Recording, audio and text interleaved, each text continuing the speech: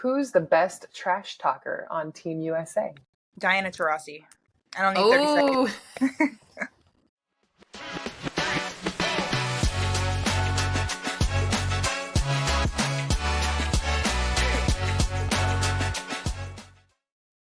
Welcome to the Champion This with Brianna Salvatore-Duick and Chelsea Poppins, where we share the incredible stories of athletes and entertainers who are using their platforms to create positive change in the world and the communities they live in.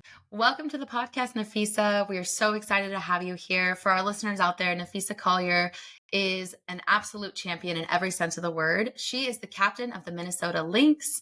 She's also a bucket on the court. She's achieved accolades across the WNBA, achieving all the accolades, including Rookie of the Year, 3-time WNBA All-Star, and First Team All-WNBA last year. She's also a member of Team USA Basketball. She's gotten a gold medal in Tokyo 2020 and looking to repeat this year in Paris 2024. She's a UConn Huskies alum.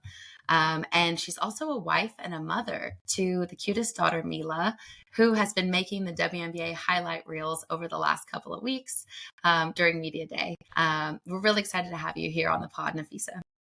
Thanks for having me. So we usually start by digging into your background. And so we would really like to hear a little bit more from you on your journey as a hooper. How did you discover your passion for basketball and what drew you to the sport initially? So my whole family is a really big sports family. I've played sports ever since I can remember. I played soccer, volleyball, I ran track, I played softball. And then when I was about in 4th grade, my first basketball coach saw me pitching a softball. And she's like, "Hey, you're really tall. Do you want to join my basketball team?" And it's kind of like, history from there. So I played all these sports growing up. And then finally, when I got to high school, I had to pick one. And I thought about which one I love the most. And it's always been basketball. So that's kind of how I got into that one. Was it because you were good at it? Is that why you really fell in love with it? Or was it the camaraderie of it? Or like what particularly about the sport made you love it? Yes, that I was good at it. That's always really fun. I was always taller than everyone. So that I think definitely played a part. But then also the team aspect of it and how aggressive I think it is as well. Because you don't have the same with volleyball and with soccer. Like it's not as close of quarters. And of course, track is like basically a solo sport.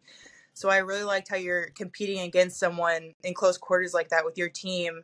I feel like I had never experienced that in the other sports that I played. And I loved that team bonding, like such a small, tight-knit group aspect of it. Mm-hmm. You really just like throwing people down, huh? Yeah, I guess so. I'm just aggressive. And that's how I get it out, I guess. I love it. Well, we heard actually an interesting story, I think on another pod you were on, but you actually, when you went to try out for the local AAU team, when you decided that basketball was you wanted to give it a go, the local AAU team parents didn't let you try out for the team. So your parents started their own club team. Can you talk to us about that? Like how did that come about? Yeah, so I'm from a pretty small town in Missouri, and mom was from a town outside of this town. My dad's from Africa, so we were kind of like implants. So they didn't grow up there, so they didn't have like that family history. And so by the time I started playing, everyone had their cliques in a sense, and they were already on their teams. They'd been on their team since they were young, and I wasn't a part of that. And so when I tried to try out, they had no space on the team for me, and so we gathered a bunch of people from the surrounding towns and we made this team. And then all of a sudden, when we got good, they had space for us on the team there. But it was too late because we had already started our own. Too late. Yeah, it was too late. Sorry. Thank you. Next. Bye. Yeah. It was really my first experience with travel basketball and being on a really good team. We had a really good team. We found the best people in those surrounding areas. So it was really like my first experience with competitive basketball. Yeah, that is the very small towny thing, because I grew up in a small town in Iowa, and I think we only had one team to be on too. So it is so difficult. I had to travel like an hour and a half for all Iowa TAC. I don't know if you played against them or anything. They were kind of. No, I don't think so.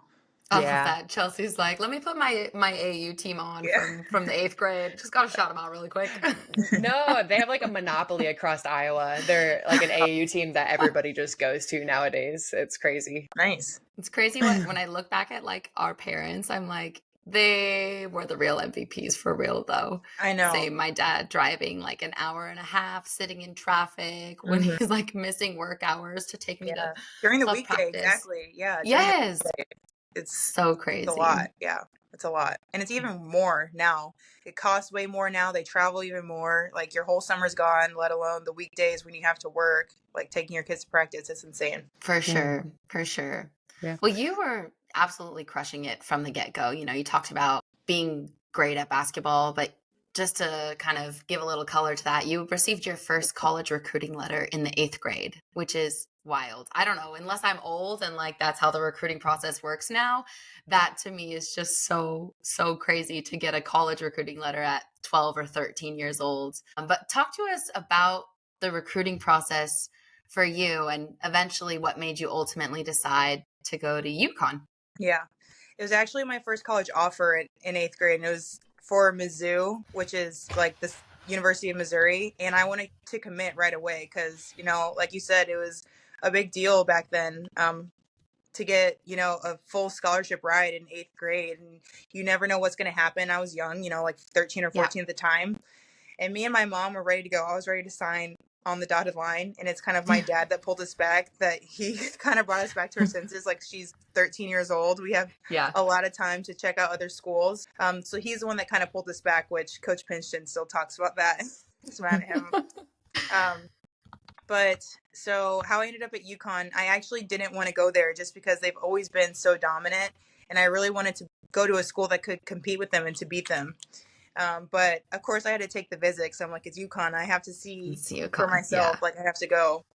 And I went, and honestly, he just convinced me, he hooked me in. I mean, my goal was to get to the WNBA at that point, and UConn is run as such a business. And I knew going there, it was for a goal. It was so that I could be the best basketball player I could be, so I could reach, you know, that next level as a professional athlete. And that's exactly what I got out of it. So, you know, I'm really happy I went there. It was definitely some of the most trying times in my life. It was really hard, but totally worth it. And I think I got out everything that I wanted to from it. Mm-hmm. Did you have an understanding of the college scene? Did you watch college sports growing up? Did you know who was good, who wasn't, when you were actively looking for colleges and where you wanted to end up? No. So that was also like a problem trying to figure out a school when I love sports. I love playing sports, but I didn't really watch a lot, honestly, growing up. I was around sports so much that when I wasn't playing, I wanted to do other things. So I didn't watch a lot, honestly. And so I mean, obviously I knew of UConn and I knew of like some of the top schools, but I wasn't really watching games. I wasn't anything like that. I followed Maya Moore because we're from the same hometown. So I did know about her and I followed her. Yeah. So obviously I knew about UConn. I knew about them, but that's, I didn't watch it like a lot of, like you're really supposed to, honestly. Yeah. Same. It was also low key, just like so much harder to watch it. Even in the last 5 years, like the TV viewership and coverage of women's sports, the way that women athletes have utilized social media, built brands. You can watch clips and highlights, just women's sports, amazing, you know, women only focused platform that you had a podcast on. Prior to this is, you know, those things didn't exist when I was getting recruited. I'm also older than you, but nonetheless, like the visibility of women was just less available. So yeah, you were going to hunt it down. It wasn't like you could just turn it on TV and you could see a game. Yeah, it's tough, but we're getting better. For sure. We are. Announced like a couple hours ago, we're getting charter flights. So that's a huge step. I saw that. Thanks for leveling up. Yeah, those knees. It's rough out there. So transitioning from high school to your college career, you had that incredible success at UConn under the legendary Geno. You guys won the national championship in 2016, and you were having a massive career where you dropped over 2,000 points and 1,000 rebounds. Can you tell us what it was like being a part of that program and share maybe some funny stories of Geno, whether that's the game or locker room or on off court, whatever you like? Like my freshman year was the hardest mentally. I'd never lifted before going to college. You know, you're playing against grown women. I'm 18 years old, 17 years old, coming in, playing against people who are about to play in the WNBA. You know, Breanna Stewart, the best player in the world, was my senior. It was really great playing at UConn. Like, to start off, it was definitely really hard. I think it shaped who I am as a player just because mentally it was so difficult, especially freshman year where he's trying to break you down. He said that before, he breaks players down to build them up in the way that he envisions. So that breakdown process is just like so brutal. mentally. Physically, it's going to be hard, but the mental side, I think, is something that I definitely wasn't prepared for.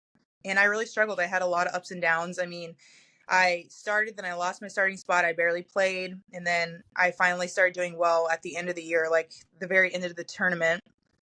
And then after those seniors left, I knew I would have a bigger role my sophomore year. So I just worked my ass off that summer. I was practicing twice a day. That's where I met my husband, actually. He was my trainer. Oh, it was during college. Yeah. I love that. And yeah, I just came back with a totally different mindset where I never want to feel the way I felt my freshman year ever again. So it was kind of a turning point for me. And I really credit that to Coach because he broke me down to build me back up. And because of that, I'm a stronger basketball player. I'm strong mentally. I think UConn players translate really well to the league because of the mental aspect of that. So any stories I have of Coach, it's really hard because I feel like everything he says is so quotable, but he'll say stuff like, I mean, first of all, he knows exactly what to say to like hurt your feelings the most, deep cuts. Yes. Yeah, deep cuts. This isn't one, but so my sophomore year, I said I came back, like just worked my butt off during the summer. Yep. And the only thing I had going for me my freshman year was that I rebounded. I couldn't score. I couldn't remember goddamn play because I was so flustered that he was going to yell at me or something. Stressful. Totally. Sink or swim. Yes. I couldn't do anything, but I rebounded. And of course, like I was playing really well and it's preseason. I'm playing really well. And one of the guys, we practiced against guys and they're like college guys, super jumpy and athletic. And got the rebound on me. He's like, that's why you didn't play well last year. That's why you'll never start this year because you can't get a goddamn rebound. God. I'm gonna take that like, right to the heart. So just stuff like that. I mean, it's funny because like on the court, it was so hard to play with him, but off the court, he is so interesting. I mean, obviously he's one of the best basketball coaches, but every time he talks, it's like you're mesmerized because he's such a good storyteller. I still talk to him all the time too, and it's just like I love Coach, but that was definitely a trying time in my life. For sure. You see the best and the worst of them. 100%. Yes. But so cool, what you said about like there's a reason that so many UConn players are translating so well into the WNBA and that you're coming out of that program prepared not only to be a great basketball player, but I'm sure to really achieve what you want in life as well. So shout out to Coach Geno and the great work he's doing. That's really cool. Thanks for sharing. So if we move forward to 2009, you just finished season with UConn, and what is it, like 2 weeks later, you head to WNBA draft. You're actually 3 days. 3 days. Yeah. Crazy. This is so wild. Yeah. I mean, crazy. Like the headspace that you're in from like barely time to breathe. March Madness, right? Like, finishing your career in college to, here we go. Now I'm off to the WNBA. That's just insane. But to jump back into that, you were picked 6th by the Minnesota Lynx. Talk to us about that moment when you heard your name called on stage. You got to shake the commission's hand. What was that like for you? I think I was just really excited.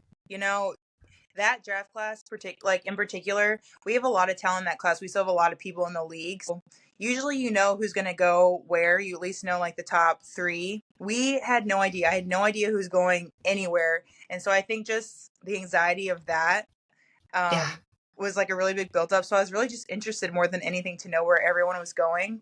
My agent at the time, she told me when they got to the second pick already that Minnesota had already picked me because they're farther along, behind than they are there. So I think it wasn't a surprise when I got picked, but her telling me that and then going on stage, it was kind of just, like a dream coming true. It's like all my hard work had paid off. I get to celebrate in this moment. My family was there. And I get to, be a professional athlete. I'm now a professional athlete. I'm officially drafted to a team. It was just like it was really rewarding moment. Yeah. Was it kind of surreal? It was really surreal. I think in big moments like that, I don't process it at the time. It takes me like a couple days later. Yeah. So at the moment, like I said, it was rewarding and stuff, but I don't think I understood what a big deal it was or how exciting it was until maybe a couple days later.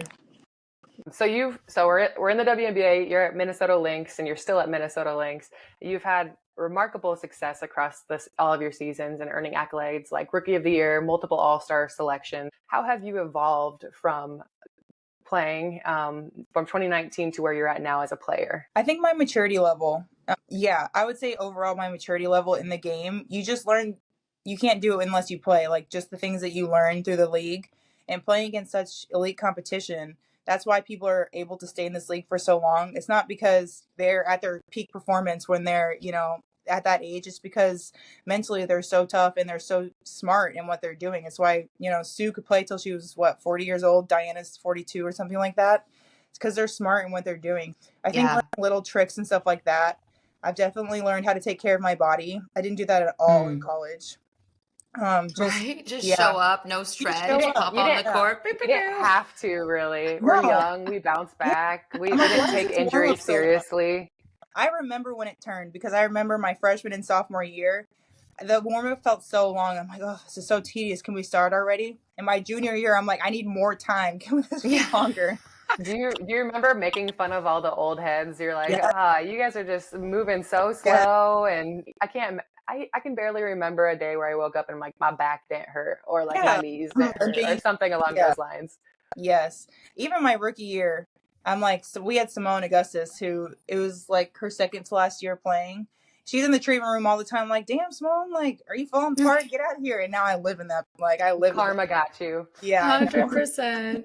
No, it's real. Yes. It's real. Yeah. But I love that part about, it's kind of that mental piece that translates, right? Like, and again, going back to your UConn days, I'm sure some of those lessons learned from Geno, and then you, I think just on a personal level, being able to lock in mentally. We've seen you have incredible success. Like literally 2023, you were first team All-WNBA selection. And that's not to mention, I think, was that your first season back post pregnancy and post giving birth to Mila as well? It was my first full season. I came back for 4 games the year before. Yeah. So absolutely, absolutely remarkable. Of course, there's a physical element of that. And you have Alex Basil as your husband. So we know he keeps you on lock. But in the same respect, like I think the mental piece, be able to lock in. We're excited to just continue to watch you break more records and continue to go to new heights. I'd love to switch gears a little bit and just kind of get some of your thoughts on the growth of the WNBA and women's basketball more largely. The last few years in particular, we've seen year over year, TV ratings have just been skyrocketing. Last year, TV viewership was up 21%. WNBA attendance across the league is up 16% compared to 2022. We've also seen NIL really come into effect in a lot of these college megastars being able to monetize their name, image, and likeness heading into the WNBA. But how do you feel like the league has evolved since you've joined the WNBA, and what are you looking forward to? I think the exposure has evolved a lot. Like you said, viewership is up so much, and that's because we're getting on TV more. It has to do with, that's really the only thing. It's like when you put us on TV, the first year was really 2020 because there's nothing going on. We were one of the few sports on TV, so they had no choice but to play us. And they saw viewership skyrocket. Like, oh, duh. Right. If you put it on TV, people will get excited and watch it. Like, people are searching through Facebook and Twitter to find these live streams. So if you make it accessible and easier to watch, people are going to watch it. So I think that, like, accessibility has gone up a lot. I think we have a long way to go still, which has to do with our TV deal, which is up actually this year. Fingers crossed for how that goes. So that's gone up a lot. And I think also the superstars have gone up a lot. So you have people like, Stewie and Asia Wilson, and people coming in from college, like the rookies this year, Caitlin Clark, Angel Reese, Cam Brink. Those names are bringing fans as well. The fandom has been, in the college game specifically, has been as crazy as it's ever been. And so for some reason, there's been a disconnect in the W. So translating that over, I think, is a big thing that we need to work on. But yeah, just the growth is, I think it really actually, Sedona Prince, I think she was like the catalyst to all of this, because remember a couple years ago, she recorded the difference in the locker room between the men and the women in the NCAA. And then since then, like the exposure of women's sports, like women's basketball, has really just skyrocketed. And then it's across all women's sports now. Like the NWSL is like skyrocketing. They have like a new professional hockey league. Just everything in women's sports is going so far up. And it's like, if you just give us a chance, people want to watch us. We just got a chance. Yeah. Yeah, that's a great point, because that was absolutely disgraceful for the Wild. everything that she posted, and to bring that to light for anybody who had no idea Yeah. what we were doing or how we were playing or what we were going through. Like, yeah, we were so lucky to be there, but it wasn't to the level that it should have been. Yeah. And it is those conversations and social media drastically changing where the light gets shown on for people to see. Yeah. 100%. 100%. Yeah. I'm excited to see how we continue to just kind of grow from here. But there's definitely still work to do. Your preseason games for the WNBA literally aren't televised. I'm like trying to tune in and find the games, and I can't. So I have to go to the WNBA app and like watch Are we highlights overseas there. right now? This is wild. So our first preseason game was against Chicago, which they have, one or two of the reigning like champs on their team. Yeah. And it wasn't on, even not alone, like let alone TV, it wasn't on the WNBA app, like League Pass. And so a fan like live streamed it on Twitter, and it got almost 1 million views. Like, this is embarrassing for us. This is embarrassing. This is wild. This is wild. In today's day and age, they couldn't put it somewhere. No. What's the point of League Pass? Is that not right? To watch the games? Come on, let's get it together. Yeah. Well, we have high expectations for that next TV deal. Let's get it right. Yes, we have a long way to go. Yeah, we have a long way to go. Yeah, 100%. We kind of briefly mentioned that you did give birth to your daughter, Mila, who is the cutest, has her own just amazing, spunky, fun personality. But you gave birth to Mila in 2022. 3 months later, you're back on the court, which is just unfathomable to me. Like, how? What? Wild. But you come back on the court because you want to finish out the last 4 games of the season. Can you talk to us a little bit about what your journey as a mother has been like, and yeah, maybe how it's impacted your perspective on basketball and on life? The journey has been crazy. I mean, she's definitely like the best thing that's ever happened to me. She's so amazing. She's my little mini. We're besties. She's definitely a mama's girl right now, which I'm soaking in because I know the tides are going to turn. She's going to be daddy's girl, so I'm soaking it in now. But it's been amazing. And I mean, like, I think it just puts everything into perspective, because I've honestly never been someone what basketball is my whole life. I told you before, sports is such a huge part. I like to enjoy other aspects of life off the court. But when it's the only thing you have to focus on, obviously sometimes you're going to get caught up and, if I didn't have a good game, what's going on, blah, blah, blah. But she just puts everything into perspective, where even if I have a bad game, she doesn't care. She still sees me. She says, "Mama," and she runs up and gives me a hug. Like, it's just the best feeling in the world. She's going to love me no matter if, I become an MVP or if I retire tomorrow. So, and she's the most important thing in my life. No longer, I mean, it matters. Obviously, I care how I play. I still love the sport and I want to do my best. But I know at the end of the day, what she thinks of me is way more important. And I want to be there for her and everything in her life. So I think that's just changed how I approach the game a lot. And we listened to another interview that you did where you talked about how your priorities change as you get older, as you step into motherhood, and that playing overseas isn't always going to be, it's kind of like whatever season of life you're in, based on your need and based on what you value at that point in time in your life. Yeah.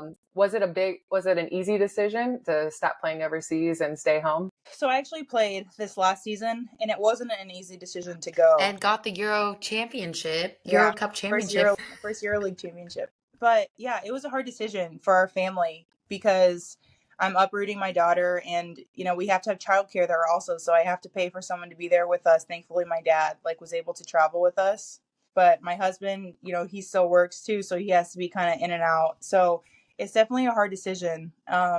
But I'm really happy that the team was the best situation I could have gone in. They were so accommodating. They love kids there. They made us feel as comfortable as possible. But definitely, I mean, the older she gets and as she starts school and things like that, it's pretty hard decision. So do you kind of have a timeline of when you might end up saying no to overseas offers in order to shift focus to the U.S.? I think, partly it has to do with our league that's starting, but also partly, Yeah. I think when Mila starts school, like I can't just take her out of school for, 4 months. Yeah. Definitely not by 100%. then, yeah. That makes sense. And so as you became a mother, like that's kind of looked differently throughout the WNBA organization since even when I was there, how mothers were supported by the organization. I would love to hear how the Lynx, how the WNBA has come alongside you in motherhood to support you as a mother, support your teammates and other athletes in the league. What does that look like? It's been really good. So per our last CBA, I played those last 4 games, the year I gave birth to Mila, but even if I hadn't played at all, I still would have gotten my full salary. So that's obviously just like a huge burden off not having to wonder how you're going to support your family.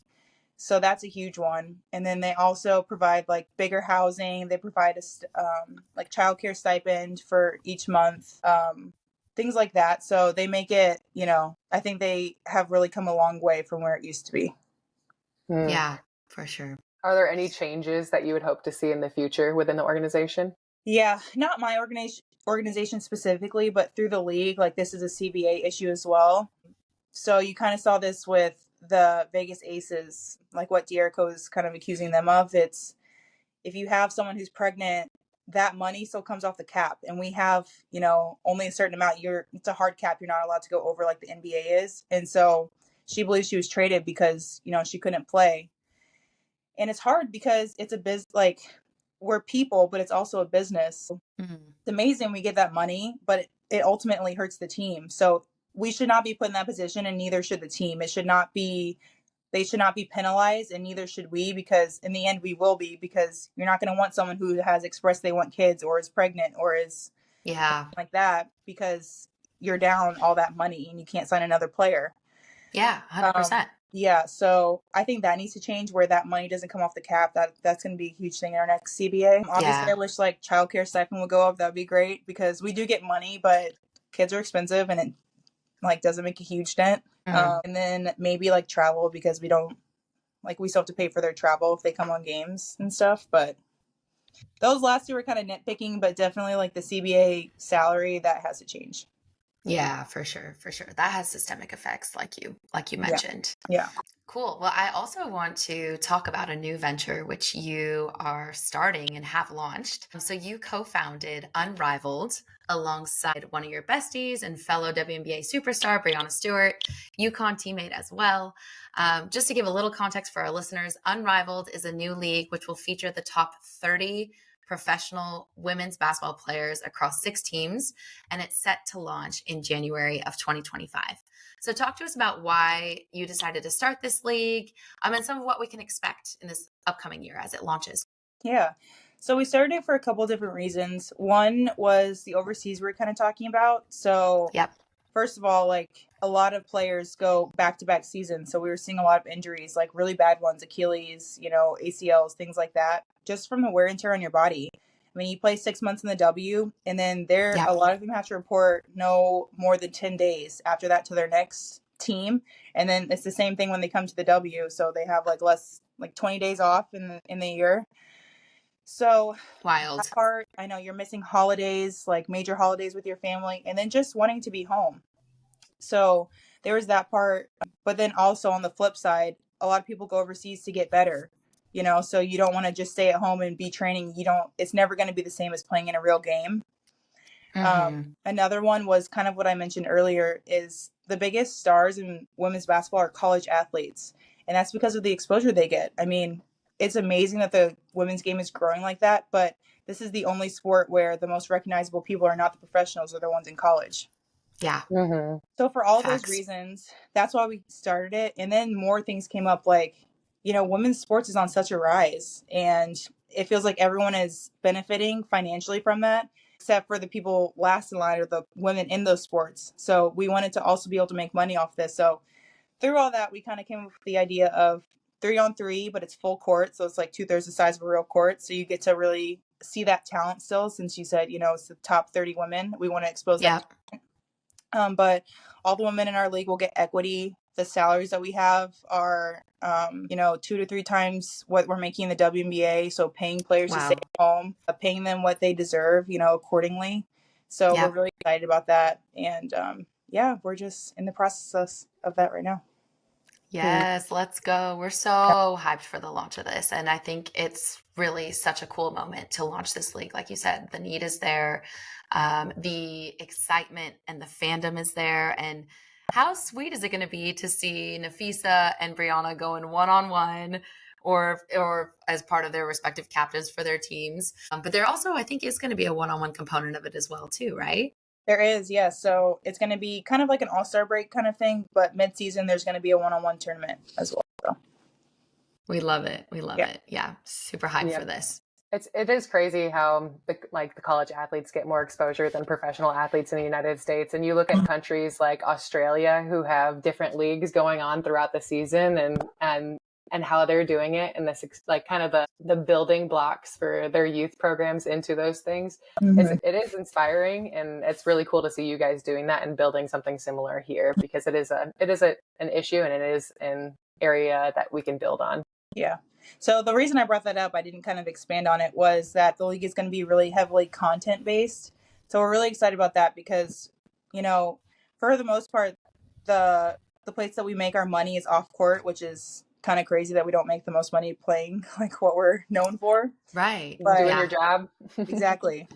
So as I was saying, like, the college game is so explosive because of the content and the access that you have to those athletes. So we're going to be bringing that as well, where, like behind the scenes access, like really in depth into these players. So that's like a huge like staple to what we're doing, as well as getting, bringing exposure to like the best talent in the world.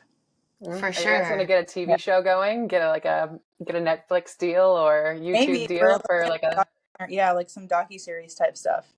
Yes. That would be amazing. Yeah. That is cool. And it makes sense. One thing I think that's tough for WNBA players is you play your season stateside, and then all of a sudden there's this 6-month gap, 8-month gap, where all of your fans have to like tune in to Eurobasket or try to find your game online.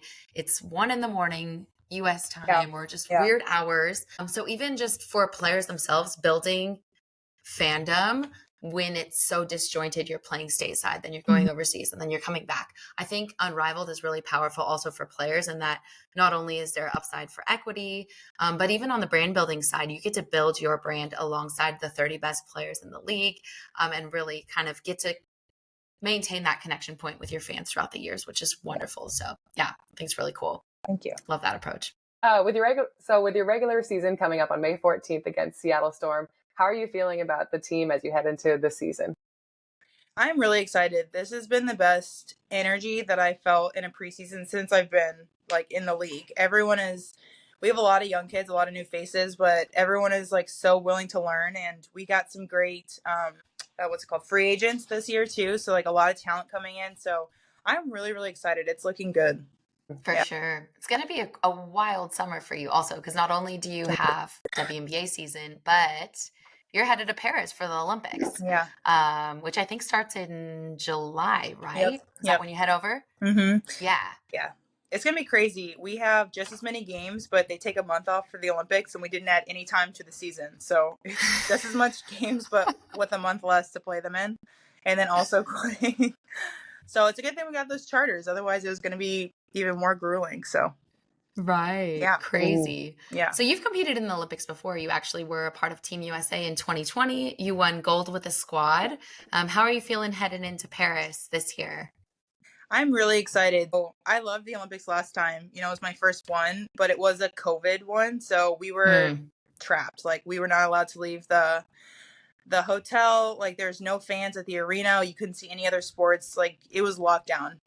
Yeah. So it was still awesome. It was my first experience. I have nothing to compare it to, but I am really excited to have that full Olympic experience. Hopefully see other sports, because that would be awesome. But yeah, I mean, hopefully I'll have a bigger role this time too. So I think just overall, it's going to be really, really awesome. For sure. We're stoked to tune in. So a huge part of our podcast is being able to highlight the positive impact of our guests, that our guests are driving in their community. And we would love to hear some more about the impact you're driving off the court. What are some of those areas that you're most passionate about and inspiring positive change with your current platform? Well, I'm an Eco Athletes with Bree, so Let's we go. put that together. Also in my hometown, I'm involved in something called Eagles Wings, and it's a nonprofit where they supply like brand new clothes to kids. You know, a lot of times when they're in those situations, they get like secondhand clothing. These are all brand new, and it's set up like a boutique where they can go shopping and pick out what they want. So that's a really, really cool experience, like to be a part of. So that's really fun. And then I'm trying to get involved in something to support single mothers and childcare, because I'm not a single mother and I see how hard it is. Like I know that I live a privileged life. Like I'm a professional athlete. And so I want to help those who don't have the resources that I do, because I can't imagine, like it's really hard. And so I want to be able to support them in some way. So I'm really looking to get involved with something like that. Yeah, I love that. And I'm excited to see you lean into that space as well, because you already are such a positive light in the community and you're doing such incredible work. So I know you're going to be a huge blessing to those mothers as well. Yeah, as a fellow eco athlete, I'm curious to hear from you, like what got you into climate action? Like why is climate important to you? I think you guys should give a little background of what eco athletes. So what is eco athletes, from coming from two eco athlete representatives? Do you want to go, Brie, or do you want me to go? Yeah, I can go. Wow. Eco Athletes is essentially a community of, I would say, like 150 professional athletes who have come together to use our respective platforms to advocate for climate action in various ways. So Lou Blaustein founded the organization, I want to say 4 years ago. And yeah, we sometimes will tag team together to do different initiatives around climate action, or we've just been equipped by Lou and the Eco Athletes team to be more confident speaking out around climate action and all those things. Yes. So I kind of originally got involved where it was, I think, my rookie year. I'd seen the video. It was like a countdown on the side of a huge building. I want to say like Tokyo. I'm not sure, but we have this much time until climate change is irreversible. And it was just like really scary, because obviously I didn't have my daughter then, but I knew I wanted a family someday, and I want to survive also here. So I'm like, what kind of world would I be bringing them into? Like, it was just, I think, really sobering. And so not long after that, I got introduced to Lou at Eco Athletes, and I just thought it was like a great opportunity to learn more and to use my platform as much as I could and just educate myself, because there's, I mean, so many things I didn't even know. I just knew that this was scary, but I knew nothing else. Like, I didn't know how to enact change at all. So yeah, I've been involved with them since then. So more than 4 years, because that was like 6 seasons 5 years ago. I guess so. Yeah. I know. Crazy. It's going by fast, but time is moving. Yeah. For sure. Very cool. Well, to finish out the pod, we'd like to ask all of our guests one question. And this question is, do you have any words of advice for our listeners on really how to use their talents and passions to make the world a better place? Well, I guess it depends on your talents and passions and what you think the world a better place looks like. I would probably say just do things that are true to you, because you can always tell when someone's not actually passionate or cares about what they're doing. So pick something that is actually important to you, and that'll take you really far, because if it's a chore or you don't want to do it, you're going to look for ways to not complete your goal. But if you're passionate about it, even though it's hard, because it's going to be really hard to stay consistent in what your goal is.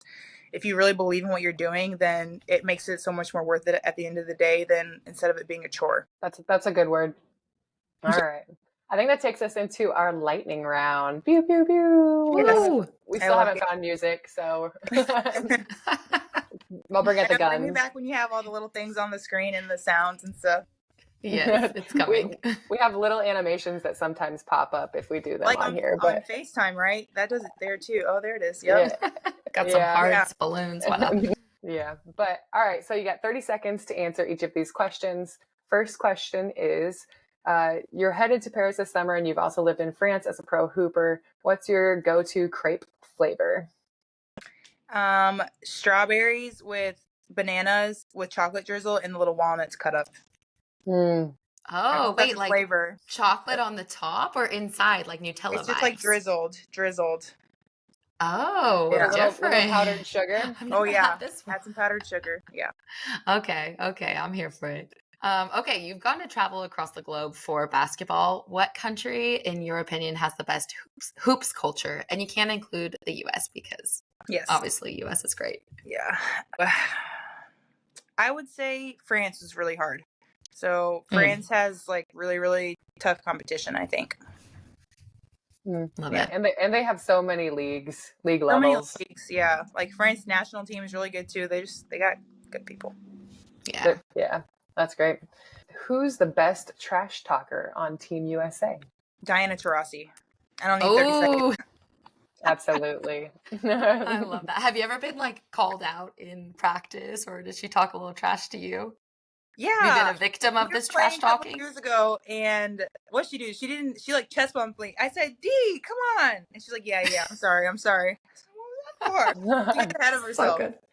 I remember my freshman, or not my freshman, my rookie season, and we were playing against her, and I was gonna take a charge, and I like it was square, it was a fair charge, and it obviously didn't get called because she like Yeah, owns obviously. the league, and no rookie's ever gonna get a call, but she just kind of like glared down at me and like shot it, Yeah. and I was like, welcome to the league, She has welcome. no conscience. She's I love a it. killer. A different person on and off the court. Yeah. Oh, that's great.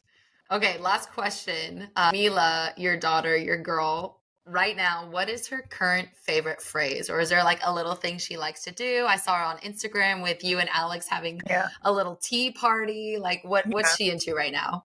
Besides saying no, like, because that's her favorite thing to do is say no. She loves, like, Mila, do you want to do a move? And so you're like, do you want to dance? Do you want to twist? Do you want to run? She loves that game. She's like, move. Cute. So she loves that game where you're asking what she wants to do. But jumping, I think, is her favorite one. She's like, ask me about me. Yeah. Yeah. Oh my gosh, that's so funny because, like, when I'm away from her, I just scroll through videos and pictures of Mila. And I was just doing it at home one time. She saw it and she's obsessed now. Like she says, Mila, and we have to watch. She makes me watch videos of her and pictures of her just at home. So She's learning that self-love. she is. It's good. Confident 2-year-old, I know for sure. Oh my gosh, so good. Well, Oh, Napheesa, we have loved having you on the show.